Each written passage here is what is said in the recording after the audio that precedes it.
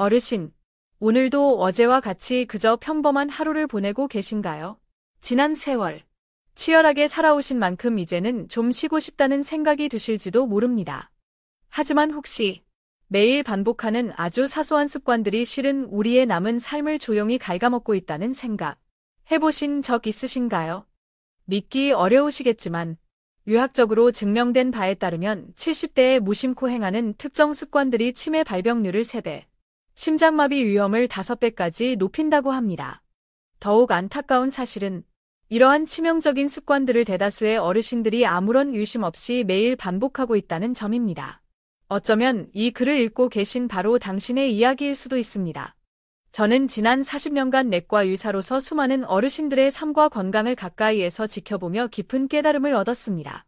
은퇴 후에도 연구와 관찰을 지속하며 확인한 70대가 반드시 피해야 할 최악의 습관 5가지를 오늘 속 시원히 알려드리고자 합니다. 이 이야기들이 어르신의 남은 인생을 10년, 아니 그 이상 더 건강하고 활기차게 만드는 귀한 지혜가 되기를 진심으로 바랍니다. 첫 번째 최악의 습관, 오래 앉아있기. 지금 어떤 자세로 이 글을 보고 계신가요? 혹시 소파나 안락의자에 몸을 파묻고 계시진 않으신지요?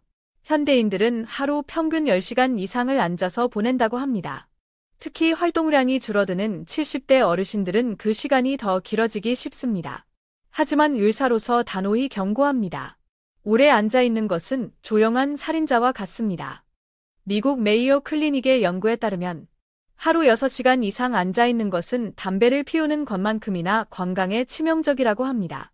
아니, 그냥 앉아있는 건데 뭐가 그리 나쁘다는 거냐고 반문하실 수 있습니다. 하지만 의학적 관점에서 보면 문제는 심각합니다. 첫째, 심혈관 질환 위험을 무려 64%나 증가시킵니다. 가만히 앉아있는 동안 혈액순환은 느려지고 혈관은 서서히 막혀갑니다. 혈전이 생길 위험도 커지지요. 둘째, 근육량을 급격히 감소시켜 노쇠를 앞당깁니다. 70대에 근육이 줄어들면 거동이 불편해지고 독립적인 생활이 어려워집니다. 근육은 단순히 힘을 쓰는 기관이 아닙니다. 우리 몸의 단백질 저장고 역할을 하여 병에 걸렸을 때 회복을 돕는 중요한 영양 공급원이 됩니다. 하버드 의대 연구에 따르면 근육량이 적은 노인은 감염병 회복 속도가 2배 이상 느리다고 합니다. 다행히 희망은 있습니다. 나이가 들어도 꾸준한 운동을 통해 근력을 50에서 80%까지 회복할 수 있다는 연구 결과가 있습니다. 집에서 물병이나 쌀포대를 들고 팔을 올렸다 내리는 가벼운 저항 운동을 매일 10분씩만 해보세요. 식사 때마다 달걀, 두부, 생선, 닭가슴살 같은 단백질 식품을 꼭 챙겨 드십시오. 70대는 젊을 때보다 단백질이 1.5배 더 필요합니다. 계단 오르기, 앉았다 일어서기 같은 일상적인 움직임도 의식적으로 늘리는 것이 좋습니다. 셋째, 뇌로 가는 혈류를 감소시켜 인지 기능 저하와 치매 위험을 높입니다. 기억력이 예전 같지 않다고 느끼신다면 앉아있는 시간을 먼저 돌아보셔야 합니다. 넷째, 대사 기능을 떨어뜨려 당뇨병 위험을 높입니다. 근육이 포도당을 제대로 사용하지 못하게 되면서 혈당 조절 능력이 떨어집니다. 다섯째, 척추 건강을 해쳐 만성 허리 통증과 목 통증의 원인이 됩니다. 삶의 질을 크게 떨어뜨리는 주범이지요. 해결책은 간단합니다. 더 많이 움직이는 것입니다. 30분에 한 번씩 일어나 5분이라도 걷거나 스트레칭을 하십시오. 이 작은 변화만으로도 사망률을 35%나 낮출 수 있다는 연구 결과가 있습니다. 가만히 앉아 일찍 생을 마감하시겠습니까? 아니면 조금 움직여 건강하게 10년 더 사시겠습니까? 선택은 어르신께 달려 있습니다. 두 번째 최악의 습관, 수분 섭취 부족. 목마르면 물 마시면 되지. 그게 뭐 문제라고. 진료실에서 정말 많이 듣는 말씀입니다. 하지만 70대에 들어서면 우리 몸의 갈증 센서 기능이 둔해져 목마름을 잘 느끼지 못하게 됩니다. 이것이 아주 위험한 이유입니다. 나이가 들수록 몸속 수분 함량은 자연스레 줄어듭니다. 젊을 때는 체중의 60%가 수분이지만 70대에는 45%까지 낮아진다고 합니다. 수분이 부족해지기 쉬운 상태가 되는 것이죠. 단순히 목이 좀 마른 정도의 문제가 아닙니다. 만성적인 수분 부족은 전신 건강에 심각한 악영향을 미칩니다. 첫째, 인지 기능 저하를 가속화합니다. 뇌의 70%는 물로 이루어져 있습니다. 몸의 수분이 2%만 부족해도 집중력, 기억력이 크게 떨어진다는 연구 결과가 있습니다. 둘째, 혈액이 끈적끈적해져 혈전 위험이 높아집니다. 이는 뇌졸중, 심근경색 같은 치명적인 질환으로 이어질 수 있습니다. 셋째, 신장 기능이 저하되고 요로 감염 위험이 5배까지 증가합니다. 특히 여성 어르신들께 더욱 위험합니다.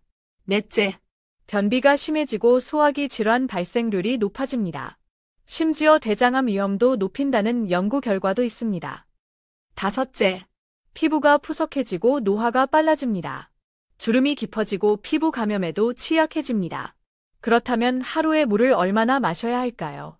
대한노인의학회에서는 체중 1kg당 30ml를 권장합니다. 예를 들어 체중이 60kg이시라면 하루 1.8리터, 즉 500ml 물병으로 약 4병 정도입니다. 가장 중요한 것은 목마름을 느끼기 전에 미리 마시는 습관입니다. 아침에 일어나자마자 한 잔, 식사 30분 전에 한 잔, 외출 전후에 한 잔, 이렇게 시간을 정해두고 물 마시는 것을 생활화해 보세요. 세 번째 최악의 습관, 사회적 고립. 나이 드니 혼자 있는 게 편해. 모임에 나가봤자 귀찮기만 하고 할 것도 없어. 혹시 이런 생각으로 외출을 꺼리고 혼자 지내는 시간이 많아지셨나요? 배우자와 사별하거나 은퇴 후에 이런 경향이 더욱 두드러지곤 합니다. 하지만 혼자 있는 즐거움 뒤에는 건강을 위협하는 무서운 함정이 숨어 있습니다. 미국 브리거명 대학교의 연구 결과는 충격적입니다. 사회적으로 고립된 노인은 그렇지 않은 노인보다 평균 수명이 7.5년이나 짧다고 합니다. 이는 고도 비만이나 고혈압보다 더 위험한 수준입니다. 사회적 고립이 건강에 미치는 구체적인 영향은 다음과 같습니다. 첫째, 면역력이 크게 약화됩니다. 외로움을 느끼면 스트레스 호르몬인 코르티솔 분비가 늘어나 면역세포의 기능을 떨어뜨립니다. 고립된 노인은 감기에 걸릴 확률이 3배, 폐렴으로 악화될 확률이 4배나 높다고 합니다. 둘째, 우울증과 불안장애 위험이 63% 증가합니다. 이는 단순한 기분 문제가 아니라 뇌 신경전달 물질의 불균형을 초래하여 뇌 건강에 직접적인 타격을 줍니다. 셋째, 치매 발병 위험이 2배 이상 높아집니다. 사람들과 어울리고 대화하는 것은 뇌에 아주 좋은 자극입니다. 이러한 자극이 부족하면 인지 기능이 빠르게 저하될 수밖에 없습니다. 넷째, 심혈관 질환 위험이 29% 증가합니다. 외로움은 혈압을 높이고 심장에 부담을 주어 심근경색, 뇌졸중의 위험을 키웁니다.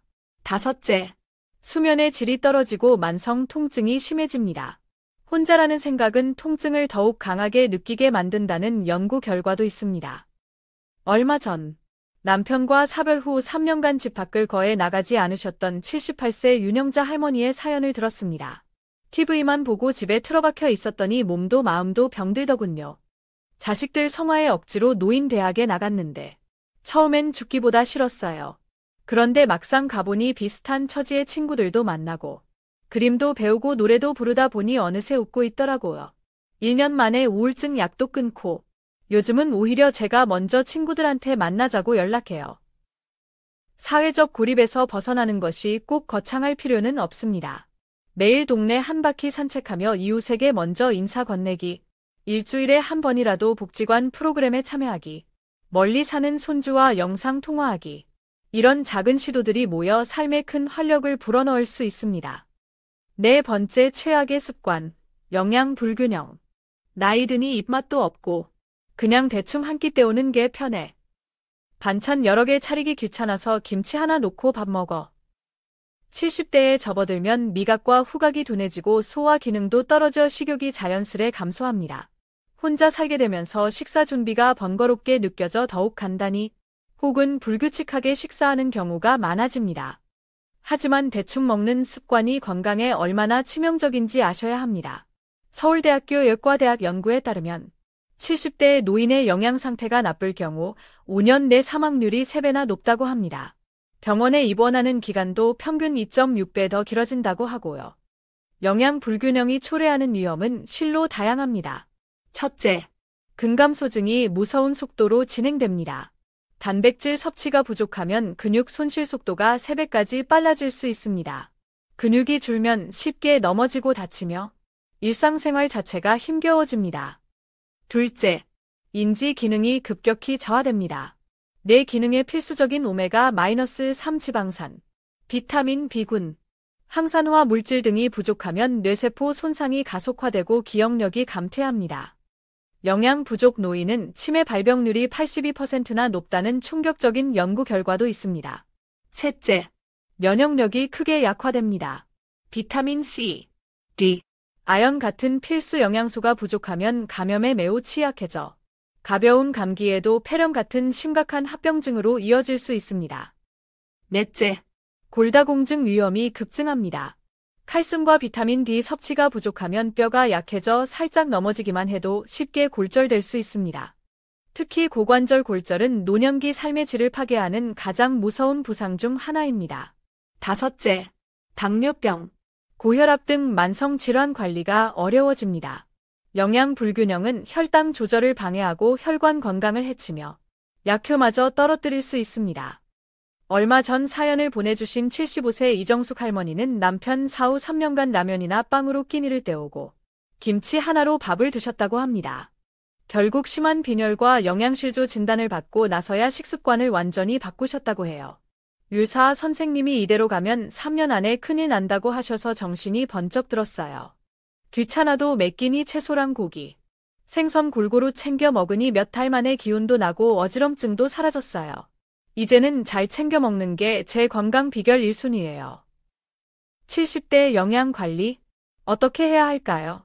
매 식사마다 단백질, 고기, 생선, 달걀, 콩 등 탄수화물, 밥, 빵, 면 등 지방, 좋은 기름, 비타민과 미네랄, 채소, 과일, 이 골고루 포함되도록 신경 써야 합니다.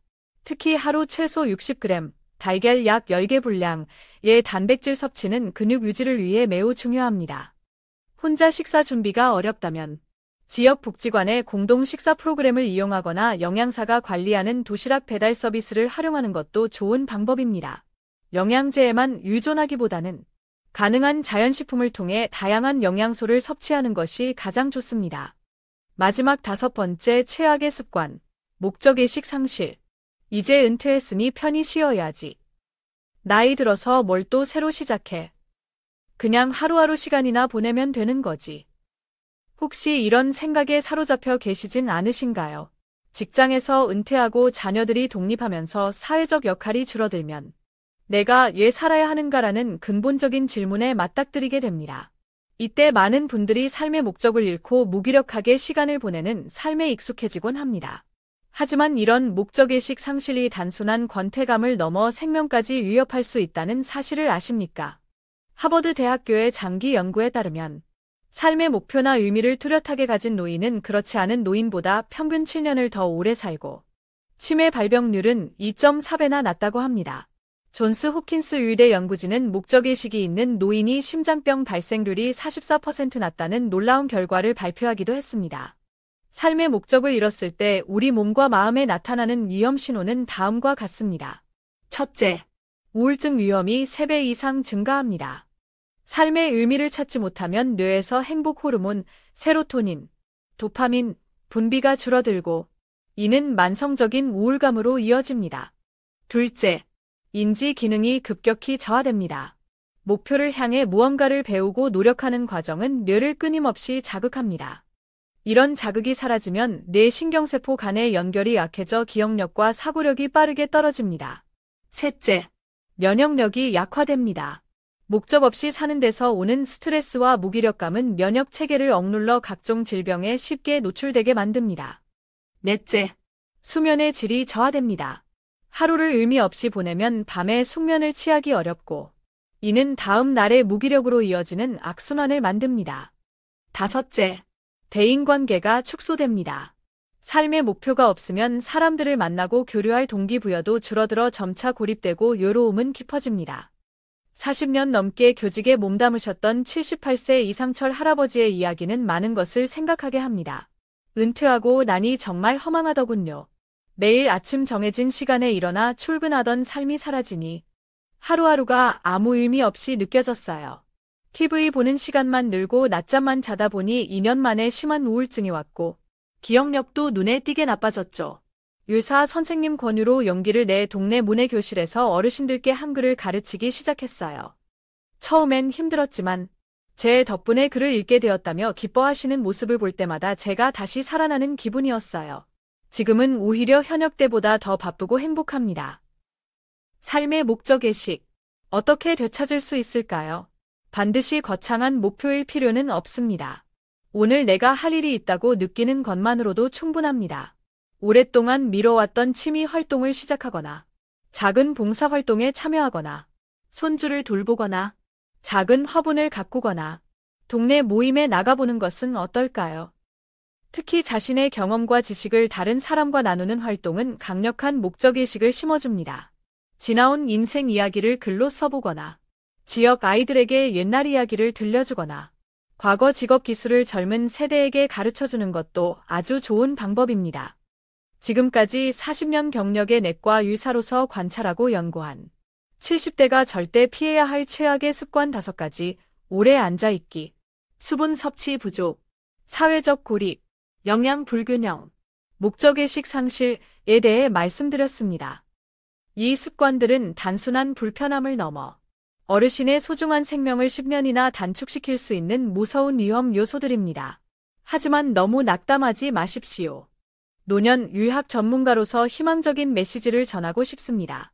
바로 지금부터 습관을 바꾸면 얼마든지 건강을 되찾고 활기찬 노후를 맞이할 수 있다는 사실입니다. 제 진료실에서도 80대, 90대 어르신들이 새로운 생활 습관을 통해 건강 지표가 눈에 띄게 개선되고 삶의 기쁨을 다시 발견하는 사례를 수없이 목격했습니다. 이제 와서 뭘 바꿔? 너무 늦었어 라고 생각하실지도 모릅니다. 하지만 이런 말이 있습니다. 나무를 심기 가장 좋은 때는 20년 전이었고 두 번째로 좋은 때는 바로 지금이다. 어르신의 건강한 노후를 위한 두 번째 가장 좋은 기회가 바로 오늘, 지금 이 순간입니다. 오늘 당장 작은 실천 하나부터 시작해 보십시오. 그 작은 변화가 모여 어르신의 남은 삶을 더욱 풍요롭고 건강하게 만들어 줄 것입니다.